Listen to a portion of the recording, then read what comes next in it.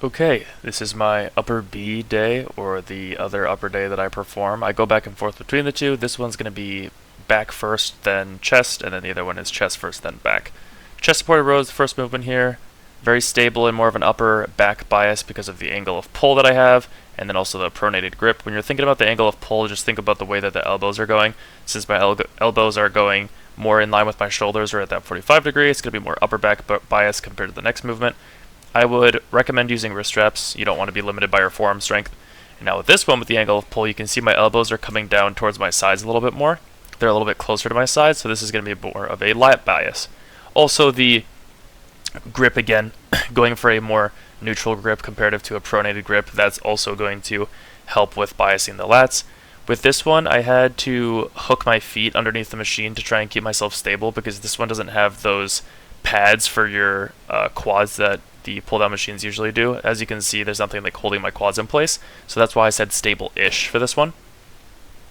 Incline chest press here, the chest movement that I chose for the day. I go back and forth between an upper pec bias and then a just regular, flat pressing movement or a fly. And then for this one, you want to make sure that your elbow angle and the seat height are aligned well. So it's hard to see from this angle since the camera is a little bit below my shoulder height, but the handles come down towards my shoulders, and then I'm pressing above myself. If you lower the seat too much, you're going to be pretty much doing a shoulder press. If you have the seat too high, it's pretty much going to be a flat press. So make sure that at that neutral position, the handles are about at your shoulder height. Lateral delt raise here, my shoulder movement of the day. This is going to be primarily a side delt bias because of the angle that I'm raising at. And then with this one, make sure that you're reaching parallel as you go up with the handles, but don't do it with excess trap engagement. Try to keep your traps out of the movement. So as you can see here, I probably could have gotten one more, but I was noticing that my traps were coming into it too much, and that's not what I was trying to bias. For the tricep dip machine here, as you can see, I mentioned that I had to use a heel hook, which means I had to hook my foot. If you rewind, you can see at the start of it, I had to hook my foot underneath the seat because I'm doing too much weight compared to my body weight, and so since there's no seatbelt or anything, I have to hook my heel in to keep my body from not lifting up off of the seat. So if you're someone who really likes doing tricep dips, but you push too much weight, this is a way to get around that. If your wrists are below your shoulders, it's going to be more tricep bias, and then if they are behind your body, it's going to be more chest bias. And then also if you're leaning forwards a lot, it's going to be more chest bias. So try and keep everything in line with each other when you're doing that if you want to bias your triceps. Now for the hammer curl here, this is done with a neutral grip because I want to bias my long head of my bicep. As the other upper day that I do that I've already posted, if you want to check that out, I don't do hammer curl, I do a different movement, and that's going to bias the short head of my bicep. Now this one isn't stable. It's not, like on the other ones that I put stable for most of them. But I really enjoy this one, and so I'm going to do it regardless if it's, the most quote-unquote optimal movement for, biceps. I just really enjoy it, so it's in my program. It's hard to progress as well because with dumbbells, you're usually going to jump up in jumps of 5, 35 to 40, 45, and so on. Whereas with machines, you can kind of add, incremental weights to it. With this, you really can't, so it's hard to progress, but yeah, I love it. Also, I had someone ask to kind of go through what I do for posing, or the reasoning behind how I pose. I am no bodybuilder by any means. I don't ever step on stage, I don't plan to, but I thought I would go over it. With this one, what I like to do is try and rotate my wrists back a little bit in order to have my lats flare and also my biceps peaked. For this one, I drive my pinkies into my sides to get my lats wider and then also shrink down my waist by pushing them with my pinkies. For this one, I focus on driving my shoulder back and keeping my chest up. And then into the other side, same thing. I want to drive that shoulder back, keep that chest up. In that backside shoulder, I like to swing forward to make you perceive wider in that pose compared to your waist. For this one that I like to focus on is spreading my armpits out. Try and focus on driving your armpits to the outsides of the room. For this one, what I do is the same thing, pinkies into the sides, and then flaring those shoulders wide, again, those armpits out, and then maybe a slight pop up with the shoulders to add a little bit more width. And then for this one, just try and drive your traps to your ears while flexing your shoulders and arms. Alrighty, so I am starting this car talk a little bit into my drive because I was trying to think of what I wanted to talk about. And I came to the conclusion that I did talk about this on my TikTok a little bit, but I wanted to address it in a longer form video too because I really think it's important. And before you like judge the way that I'm going with this conversation, just give it a second. So there's the gym bro, the science bro, like there's different archetypes of a person who goes to the gym, right? And there's a lot of discourse online about which is better. Should you be the science bro who tracks everything, all your macros, you do the most optimal movements, whatever? Is it better to be the gym bro, the guy who just goes in there, throws weight around, whatever? I personally don't care. Whichever you want to be. I think that the best is a culmination of the two. I think you should take disciplines from all of the different, archetypes of a gym bro and combine them into one, kind of like the Avatar, if you've ever seen that show. That's what you kind of want to do, right? However, a lot of people are really stuck in this fan base mindset, right? It's almost like we're talking like football or baseball or like whatever. It's like choose your favorite team, right? Like, oh, well, I couldn't be friends with somebody who's a gym bro, right? Because I'm a science bro. And it's like you're like a rivalry, right? Which is not in any way the way the gym should be. And, a lot of people end up fighting each other over like, why are you overcomplicating it? Like there's no reason to just get in there and lift weights. And then they start insulting the other person. Or the science guys are like, you guys are just idiots. You can't even think on a higher level. And so you just couldn't even do it if you tried. And they start insulting them, whatever else, right?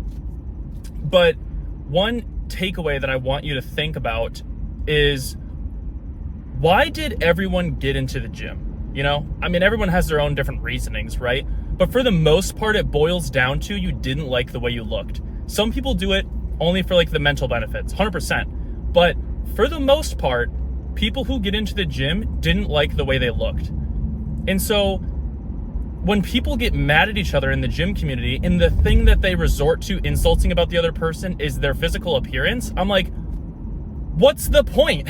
We got into the gym to look better, and then people in the gym are talking about how we don't look good enough. So it's like, I don't know, it's frustrating to me, and it seems very hypocritical. I'm not saying that it needs to be this whole like body positivity movement or whatever, because I do think that there is importance in enjoying the way you look. There is importance in that, because if you don't enjoy it right now, you're never going to be happy. I don't care if you get as big as an Olympian. Olympians still don't think they look big enough. They don't think they're lean enough. They don't think that their biceps are peaked enough. They still think this stuff. The biggest guys on the planet who do that for a living and have thousands of people tell them they look amazing and that they want to look like them, they still don't think they look good enough. So you or me, we're never going to think so unless we convince ourselves that it's okay to not be that and we look fine, right? I'm not saying you need to wake up and go into the mirror and be like, I look amazing, I'm the best looking person on the planet. Don't go all narcissistic with it, but acknowledge the fact that you're going to the gym, you're putting in work, and there is a little bit of change. Maybe the scale's going up or down in the way you want it to. Maybe in the mirror you start seeing, like a bicep vein. Maybe your legs are, getting rounder. You can notice if you measure your legs, like your calves, maybe your calves are getting bigger, and that's like a insecure point for you. Whatever it is, okay? So I think that we need to do a little bit more constructive criticism when it comes to going onto people's pages that we disagree with. I disagree with people on the internet all the time. When it comes to fitness stuff, every single day I see a post that I disagree with. But do I go into their comments and say, man, not only are you wrong, you're small? No, because what is that doing? All that's doing is making me look bad, which I don't want to do. But on top of that, it's making them feel bad for an opinion that they have about something that doesn't affect me. Are they making me do lat pull downs instead of close grip? No. Are they making me do bench press instead of flies? No. So why does it matter if they prefer one over the other? It doesn't. It really doesn't. So next time that you're on the internet and you're trying to do like a rage bait post, or you're trying to like get a rise out of somebody with a comment, or you're just like being hateful, kind of think about why you're doing it. A lot of times it can come down to an insecurity thing. You don't like the way you feel, or you don't like the way that their opinion makes you feel, and so you attack them because of that. And that's something that, as a person, you just need to work on then. And I'm not saying I'm perfect. I'm saying that I need to work on it too. But, a lot of it comes from that. And also, a lot of it comes from, the anonymity. Like, if you don't have a profile picture, if you don't have posts up about you, it's easy to just say things and people can't tie it back to you, But maybe understand that there is still a person behind the screen that you're saying something mean to, Most people don't go into the gym and say that stuff to each other. Most people in the gym are pretty positive, but that's in the gym. the gym community as a whole, the online presence of people in the gym community, pretty negative. And I kind of want to change that. I'm not saying that I'm going to go out here and, you know, be the voice of reason that makes everyone come around. But if the couple people that watch my videos can maybe, you know, do better about that, that'd be great. You know, and I try. 2 days ago, there was a person who put up a post and they were talking about this guy doing something kind of inventive with a lat pull down. He was making the resistance profile better by putting a band around his back and arms, so then when it went up, it was resisting it. And so it was making it easier on the concentric. That way he could do more concentric reps, which I personally wouldn't do because it's a lot of setup, but I think it's smart and I think you could get benefit from it. But then this guy duetted it and was talking about like, this is so unnecessary. You look like an idiot and you're small, like going in on him, right? And I commented and I said, just some constructive criticism here. Building a following off of negativity and hating on others isn't really building a following about you. It's building a following about your negative opinions. And so if you're wanting to get big in this space, who's going to buy from you? You know, if you sell programs, who's going to buy your programs? Because all they know you as is someone who doesn't like what other people do. They don't know what you like. Who's going to buy off of your referrals for like clothing or supplements? It's like, why would they buy off of somebody that hates on everything? Because, oh, so now they like this one product that, you know, they're sponsored by? You know, isn't that convenient, right? And he actually commented back and he's like, I like that. Like, I like that. That's a good idea. You know, I shouldn't be doing only that. Now, did he say he was still going to like sometimes do that stuff? Sure, because you get more engagement or whatever. I personally don't engage in it, but I get why he's doing it. But, you know, if someone's being a little heated or a little, you know, negative, you are allowed to say, you know, constructive criticism here, maybe that's not the best approach. And if they flame you for it, whatever, right? It's an insecurity thing on their part. But a lot of times if you approach people with a level head and with a little bit of sympathy and a little bit of compassion, they're pretty receptive to it. You know, if you follow me on TikTok or Instagram or, you know, any of these platforms where I do like short form, in the comment sections, I get a lot of people saying negative stuff about me because it just comes with the territory. However, I don't ever hate on them. I don't ever say anything negative about the way they look or anything else. I try and approach it as level-headed as I can. And I maybe say, you know, like, look, I get that, you know, you maybe think I'm small, but that wasn't the point of the video. The point of the video was to inform people about how to do this movement. And I think I did that pretty well. 99% of the time, they don't respond after that because you've just diffused the situation. They don't care anymore because they're not getting a rise out of you. The other 1% of the time, they respond. And then you can go back and forth. And guess what? Every comment that they put, it's more engagement. So I get more views, right? So either way, it's a positive. I engage with people in a positive way and then they stop and then it's no big deal. Or I engage with people in a positive way and they keep commenting and then I get more views. So there's no need to approach people with negativity. I'm not trying to be all like hippie, love each other or whatever, but I do think that a community founded in the idea of everyone trying to look better and then all we do is insult the way people look when they have a differing opinion than us, it seems pretty hypocritical, and it's not something that I want to be a part of. You know, I started lifting when I was like 13, I think, roughly, just for sports and stuff, but I was in my room doing push-ups and watching like motivational videos of bodybuilders, right? Like that's the stuff that I would do when I was younger. That's how I got started. And I don't know if I would have stuck with it if back then I saw as much negativity as I do now, because it wouldn't have been fun to be a part of. Nobody wants to be a part of a fan base that hates it, right? You know, if you woke up tomorrow and every single thing that you saw about like your favorite sports team was negative, you might not want to start supporting them as much, you know? So yeah, I just look back at my younger self and I'm happy that I got into it when I did because there's not as much negativity back then. There still was, right? Maybe I didn't see it as much or whatever, but I see a lot of it now, and I don't want that to be the reason that somebody doesn't try to get in shape.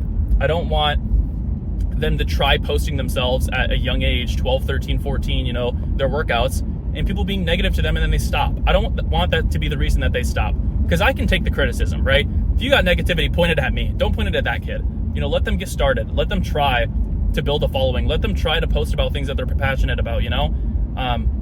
So yeah, this is kind of a sob rant out of me. You know, I get it's long, but I really wanted to touch on this because it's really been frustrating to me in the past couple months of this whole debate between science and bro and the negativity surrounding it. So if you stuck around for this whole thing, man, that's impressive. Leave a comment saying that you did, because I will like your comment and I will say thank you. Like, genuinely, I will say thank you. So please comment that if you did, because I feel like this is something that needs to get heard by people.